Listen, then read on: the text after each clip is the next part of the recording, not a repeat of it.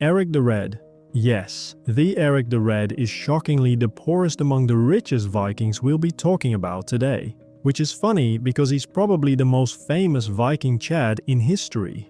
Before he was known for murder, banishment and naming icy wastelands Greenland like a used car salesman, he was simply Erik Thorvaldsson.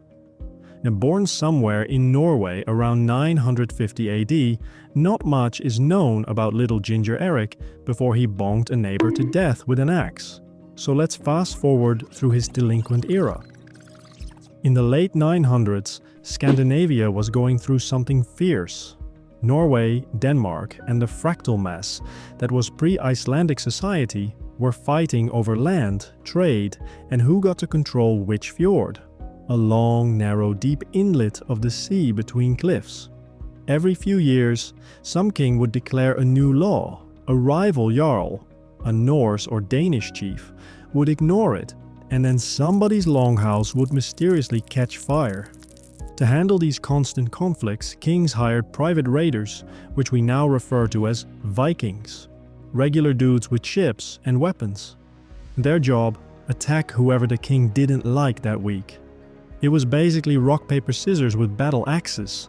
These raiders were the proto-Viking equivalent of privateers, except with less paperwork and more arson. When peace briefly settled, many of these raiders were now unemployed. No, not that kind of unemployed. More so in the same sense that a bear is unemployed when hibernating. Which is to say, legally, yes, emotionally, no. So they simply kept raiding, pillaging, and burning things like nothing had changed. And boom, this is where the Viking raiding age hit its peak and where the men on this list made their fortunes. Eric the Red was one of the first after being exiled not once, but twice for murder. He decided to build his own fortune. He gathered a crew, cruised west, and discovered Greenland, a barren block of ice, which he somehow marketed as prime real estate. This guy basically invented clickbait centuries early. He established a settlement, taxed the living hell out of the colonists, and raked in wealth through trade, tribute, and being the only person crazy enough to live there voluntarily. But in the end, Eric's wealth peaked around $18.5 million today, which makes him the poorest rich Viking in this video.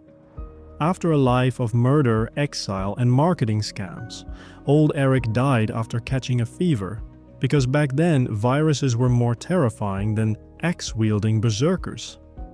Next, a Viking who got rich by ignoring common sense. Thorvald Hawkeye Eriksson. Born around 970 in Iceland, Thorvald was raised in a family that had two hobbies: discovering new continents and stabbing people who annoyed them. He began his career sailing with merchant crews along the Norwegian coast, raiding when it was profitable, trading when it wasn't, and complaining about taxes at all times. In the early 11th century, the North Atlantic was a traffic jam of Norse ships. Vikings from Iceland, Greenland, Norway, and Denmark were jockeying for trade dominance from Britain to Russia. With endless ships moving around, there were endless opportunities to become rich or dead.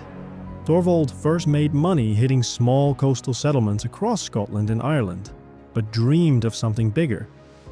Around the year 1000, he joined an expedition to Vinland, modern-day Canada, because apparently Greenland wasn't empty and cold enough.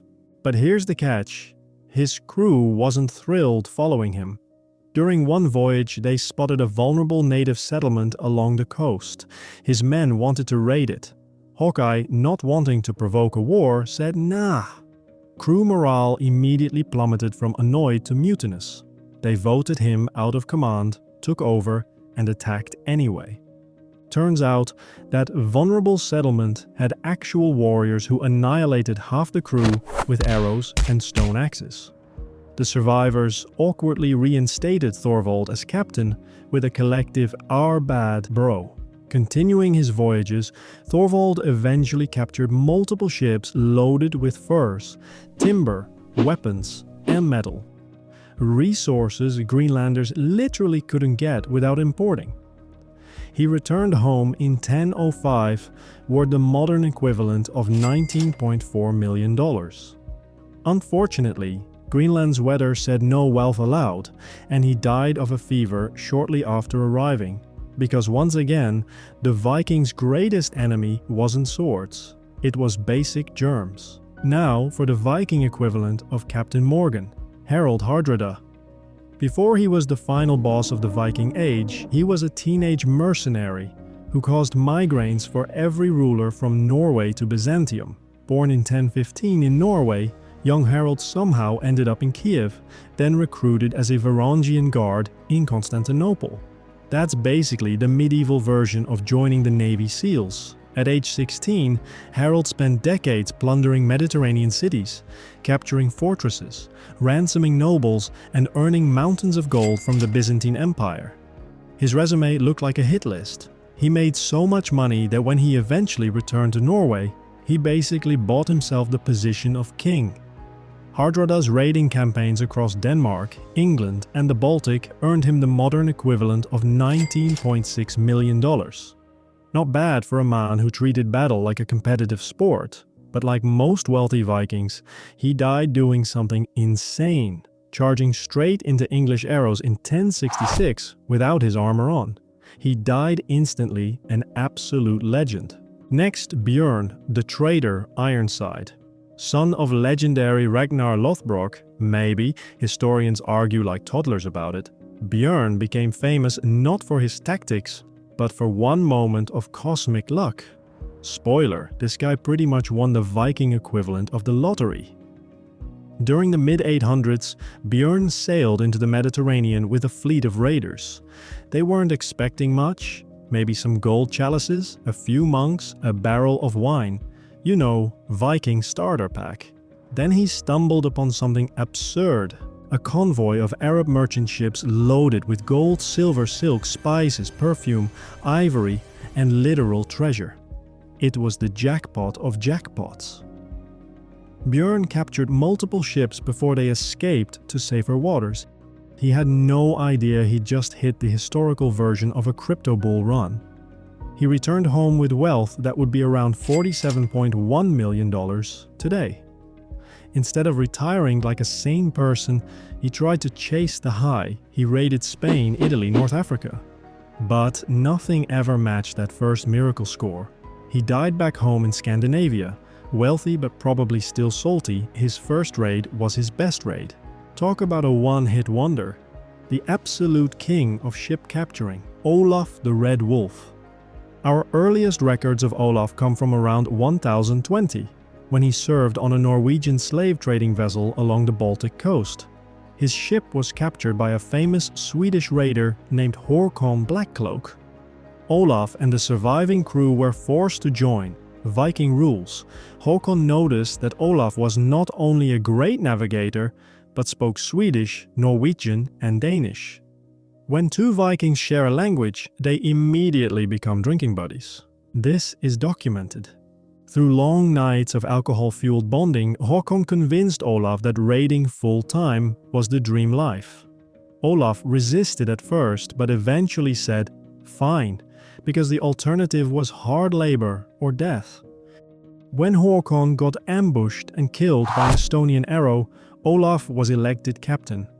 His first order of business, revenge that would make God flinch. He struck settlements across the Baltic, captured dozens of merchant ships, and terrorized the coast of Finland.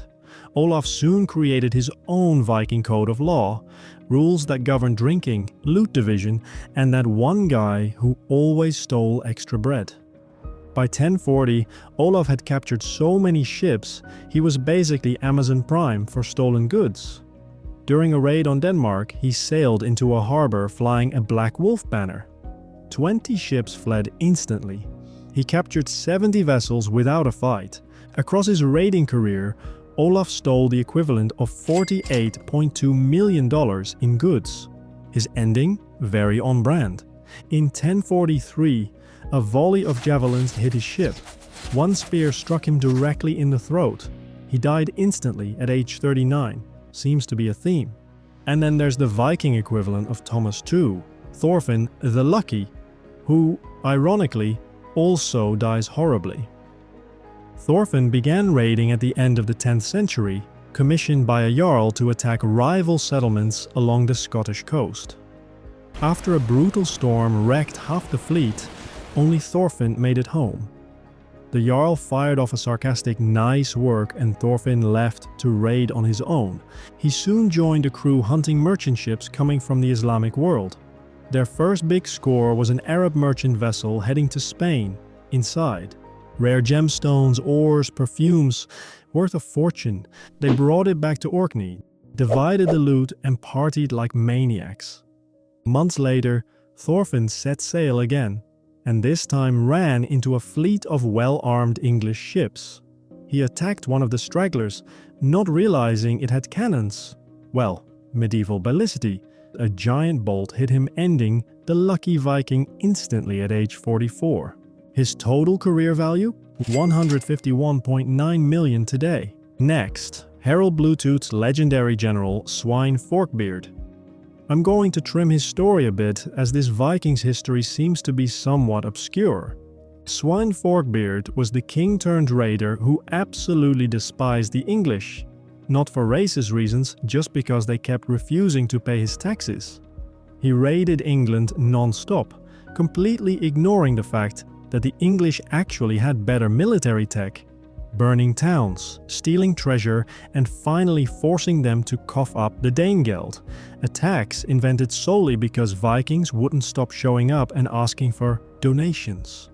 In 1013, Sweyn conquered all of England, took mountains of wealth, and died a year later of unknown causes.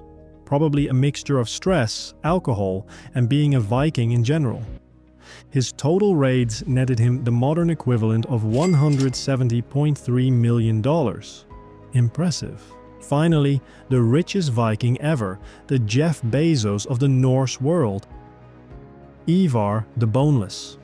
Despite being known as one of the wealthiest Vikings in history, Ivar's peak raiding career lasted barely a few years. But those few years were insane. Born around 800 AD, Ivar helped lead the Great Heathen Army, an enormous coalition of Viking clans that invaded England in 865. They didn't just raid, they conquered. Their first huge prize was the capture of York, a wealthy Northumbrian stronghold loaded with gold, silver livestock, weapons, and thousands of slaves. His Black Sam moment came when he captured an entire royal treasury, plus multiple fortified towns stuffed with valuables. The wealth accumulated from the Great Heathen Army's campaigns, which was spread across silver, weaponry, and artwork amongst others, would amount to around 177.5 million today. 2 months after one of his biggest scores, Ivar passed, likely of disease, possibly from chronic health conditions described in the sagas. In 1684, much earlier, archaeologists later uncovered mass graves, treasure hoards, and artifacts across Northumbria, many linked to the Great Heathen Army's conquests. Nothing definitively attributed to Ivar himself, but the wealth he accumulated was massive. His net worth? About 0.045% of Elon Musk's fortune translated to modern standards. So yeah, he should have worked harder. If you made it to the end, I hope you enjoyed the video. I upload multiple times a week and would love it if you would join us. Until next time, never stop learning.